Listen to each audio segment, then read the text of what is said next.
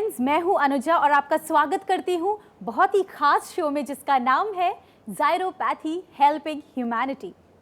दोस्तों, आजकल के लाइफस्टाइल में महिलाओं के सामने सबसे बड़ा खतरा बनकर खड़ा है ब्रेस्ट कैंसर। और ये एक ऐसी गंभीर समस्या है जिसका पता देर से चलता है और इसी कारण इससे लड़ने की क्षमता महिलाएं खो बैठती हैं और उनकी हिम्मत टूट जाती है।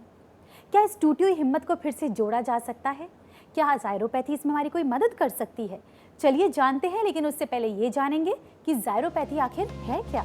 ज़ायरोपैथी वो विज्ञान जो फूड सप्लीमेंट्स के जरिए स्वस्थ जीवन प्रदान कर सकता है और मानव जीवन से जुड़े इस विज्ञान के जनक हैं नरेश जी और उनकी सहयोगी कामायनी, जो पिछले कई सालों से इस थेरेपी पर शोध कर रहे थे, जो लाइफस्टाइल डिसऑर्डर्स और डिजीजेस के नियंत्रण और रोकथाम में काम आ सके।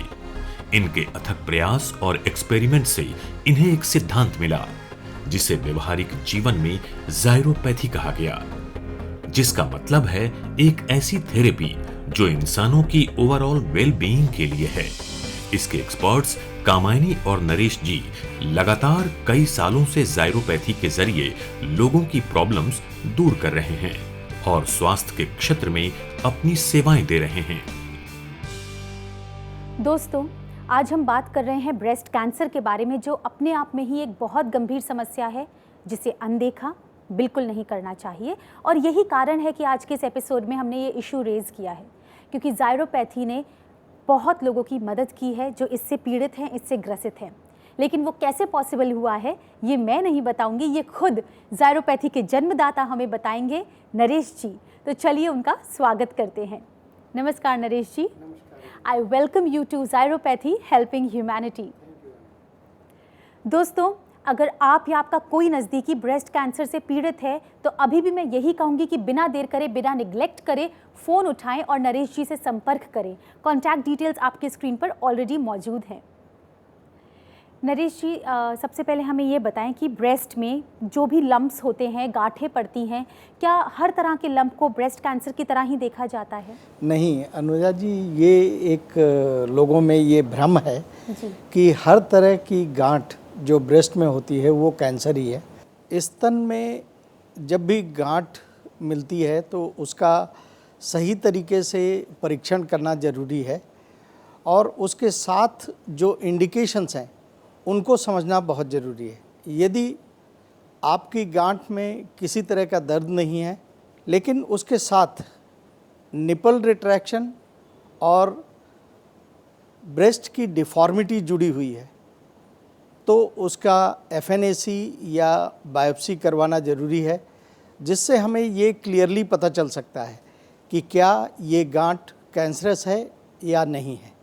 नरेश जी, क्योंकि ये क्लैरिटी होना बहुत ज़रूरी होता है, अक्सर लोगों को नहीं समझ में आता और इस चीज़ को निगलेक्ट कर देते हैं, तो इसका क्या प्रॉपर तरीका है डायग्नोज करने का?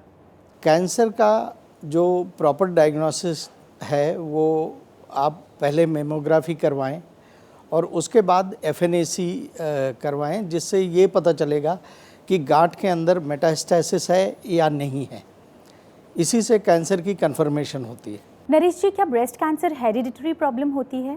अनुजा जी, ये अनुवांशिक नहीं होता है और ये एक हेरिडिटरी समस्या नहीं है। जी नरेश जी, मैं बिल्कुल जानना चाहती थी, क्योंकि अक्सर लोगों को लगता है और मैंने ऐसे सुना भी है कि अगर मदर को ब्रेस्ट कैंसर है तो कहते हैं कि बच्चों को होने की संभावनाएं काफ़ी ज़्यादा बढ़ गई हैं। तो अच्छा हुआ ये आपने क्लैरिफाई करा, ये बहुत ज़रूरी था हमारे व्यूअर्स को जानने के लिए। दोस्तों, अगर ब्रेस्ट कैंसर जैसी गंभीर समस्या आपको भी परेशान कर रही है और अगर आपको लग रहा है कि जो लम्प्स आप महसूस कर रहे हैं वो कैंसरस हैं, तो बिना देर करे, बिना इग्नोर करे बस फ़ोन उठाएं और नरेश जी से संपर्क करें। कॉन्टैक्ट डिटेल्स आपके स्क्रीन पर ऑलरेडी मौजूद हैं।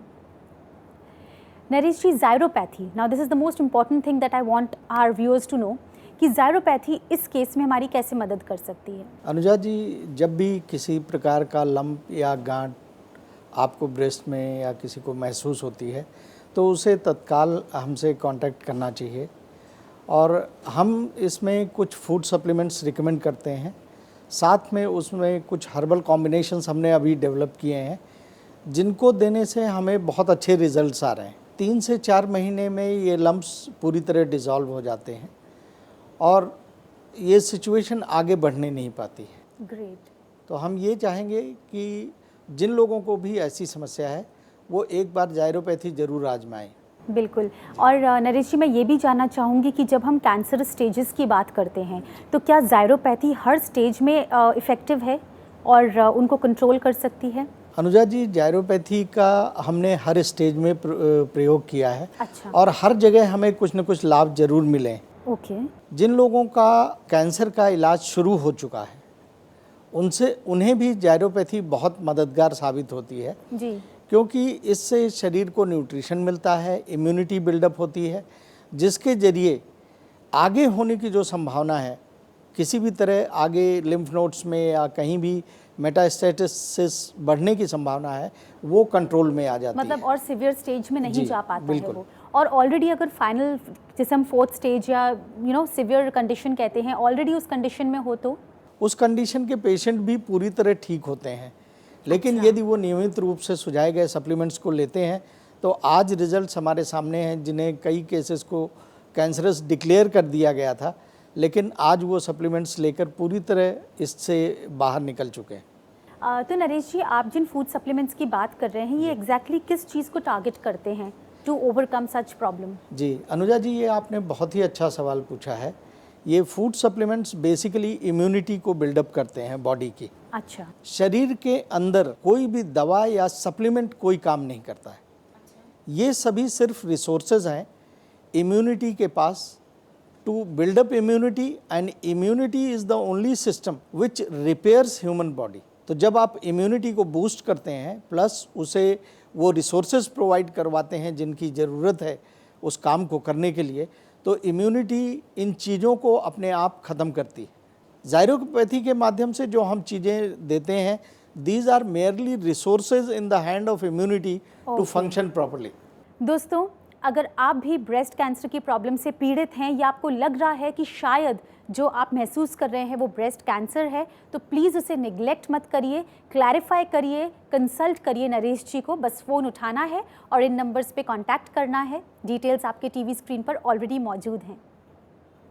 अक्सर हमने देखा है कि रिलैप्स हो जाते हैं कैंसरस टिश्यूज़, कैंसरस सेल्स, तो क्या इसमें भी ऐसा पॉसिबल है? जायरोपैथी चूँकि इम्यूनिटी को बिल्डअप करके, बूस्ट करके हम उस चीज़ को रिपेयर करते हैं, उस प्रॉब्लम को हटाते हैं शरीर से, इसलिए ये एक तरह से वैक्सीन की तरह काम करता है बॉडी के अंदर। Once and for all. एक बार इम्यूनिटी ने पहचान लिया कि ये जो लंप बनने की एक्टिविटी थी ये कैंसरस थी और नॉन डिजायर्ड है, तो दोबारा वो शरीर के अंदर उस तरीके की प्रक्रिया होने ही नहीं देता। होने ही नहीं। जैसे ही ये कोई भी एक्टिविटी शुरू होती है, इम्यूनिटी उसे तत्काल क्रश कर देता है। ओके। नरेश जी, ब्रेस्ट कैंसर की क्योंकि हम बात कर रहे हैं और ये फीमेल्स के लिए कितनी गंभीर समस्या हो गई है कि उनकी entire routine, entire mental status, physical ability, बहुत चीज़ें इस पर निर्भर करती हैं और वो अच्छे से अपनी ऑब्वियसली ना पर्सनल लाइफ में ना प्रोफेशनल लाइफ में वो लीड नहीं कर सकती, फंक्शन नहीं कर पाती हैं। But I am very grateful कि जायरोपैथी ने आज उनकी भी मदद की है और सबको एक दिशा दिखाई है कि कहाँ से उनको रास्ता मिल सकता है to get rid of it forever. Thank you so much. It's all because of you and your team and your efforts. Thank you so much. Thank you Anuja. दोस्तों, अगर आपको भी ब्रेस्ट कैंसर है या कोई ऐसी अन्य हेल्थ प्रॉब्लम है जिससे आप परेशान हैं या आपका कोई नज़दीकी उससे पीड़ित है, तो मैं हमेशा की तरह बस यही सलाह दूंगी कि बिना देर करे आप जल्द से जल्द नरेश जी से संपर्क करें। बहुत ही आसान तरीका है, उनके एड्रेस पे जाके उनसे मिलना है, उनसे सलाह मशवरा करना है, उनसे कंसल्टेशन लेनी है। उन्हें कॉन्टैक्ट करें इस पते पर। Zyro health care private limited, flat number 02, Samta apartment, Mahavir enclave, पालामेरिया, न्यू दिल्ली 110045। हमारे नंबर्स हैं 09313741870 और 09310741871। हमारी ईमेल आईडी है kamaini.naresh@yahoo.com। आप लॉग ऑन भी कर सकते हैं www.zyropathy.com। तो दोस्तों, अब आपसे विदा लेने का समय आ गया है। हम फिर मिलेंगे जायरोपैथी हेल्पिंग ह्यूमैनिटी के अगले एपिसोड में। अपना ध्यान रखें, अपना ख्याल रखें और खुश रहें, क्योंकि हमें आपकी फिक्र है।